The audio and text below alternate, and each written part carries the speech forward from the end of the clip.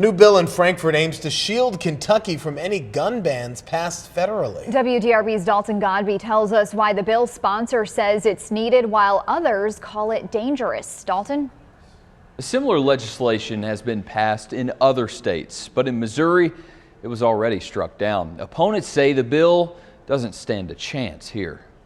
It says going forward, no state tax dollars, state manpower will be allocated towards the enforcement of a federal firearm ban. House Bill 153 passed a committee in the Senate, but not before a heated exchange between the bill's Republican sponsor Josh Bray and Louisville Democrat Karen Berg. Why in this case, when we have a tremendous, extraordinarily costly epidemic of gun violence in this state, are you advocating for more guns rather than less? Senator Berg voted no on the legislation to block state and local law enforcement from enforcing federal gun bans, comparing the gun and opioid crises. The opioid crisis stems from addiction.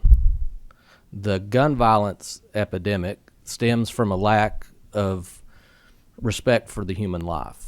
And it was interesting that the guy who sponsored the bill kept putting epidemic in quotes. It's a gun epidemic. We lose over 30,000 people a year. Chuck Eddy opposes the bill and is an advocate for Moms Demand action for gun sense in America. Eddy believes the law won't hold even if passed because a similar law was already passed and then struck down in Missouri. This effort to say we don't have to follow any federal laws if we don't like them is a really huge slippery slope. And it's very dangerous. Louisville Mayor Craig Greenberg's administration, which has directed LMPD to get illegal guns off the street, sent a statement to WDRB saying the bill would, quote, hamper efforts to keep guns out of the hands of criminals, end quote. But what it's going to stop is it's going to stop people with disabilities or people like my wife who, I frequently have to be up here, so she's at home alone. It's going to stop her from being able to defend herself or her family as she sees fit.